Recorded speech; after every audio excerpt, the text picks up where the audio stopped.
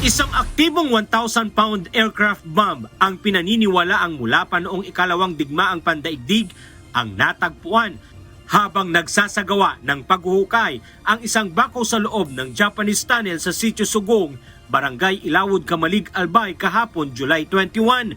Agad na rumisponde ang mga tauhan ng Albay Provincial Explosive Ordnance Disposal and Canine Unit o APECO upang siguruhin ang kaligtasan ng lugar. Bagamat kinalawang na ang bomba, nananatili pa rin itong mapanganib dahil maaari pa rin itong sumabog kapag nagalaw ang warhead o ulo nito.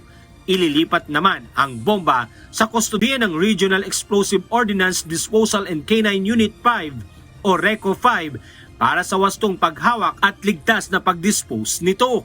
Samantala, sasailalim sa malawakang chemical spraying ang lahat ng tubuhan sa Negros Oriental, kabilang ang mga hindi pa apektado ng Red Stripe Soft Scale Insects o RSSI matapos ideklara ang state of calamity sa lalawigan.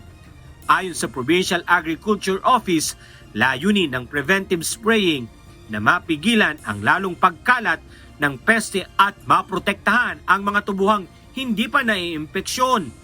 Makikipag-ugnayan ang PAO sa local government unit, barangays at mga magsasaka dahil hindi sapat ang kanilang mga tauhan para maisagawa ang malawakang operasyon. Ayon sa ulat ng Sugar Regulatory Administration o SRA, umabot na sa mahigit 17,000 ektarya ng tubuhan sa Negros Oriental ang apektado ng RSSI mula sa halos 49,000 ektaryang taniman ng tubo sa lalawigan. Naaprubahan na rin ng Sangguniang Panlalawigan ang rekomendasyon na ideklara ang Negros Oriental sa ilalim ng state of calamity dahil sa patuloy na pagkalat ng peste. Dahil dito, makakapaglabas agad ang pamahalaang panlalawigan ng pondo para sa pagbili ng mga kemikal at kagamitan tulad ng mga backpack sprayer na ipamamahagi sa mga lokal na pamahalaan.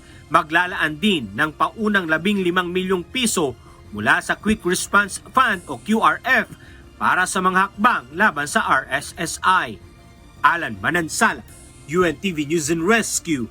Diyos ang aming sandigan, serbisyo publiko ang aming pinahahalagahan.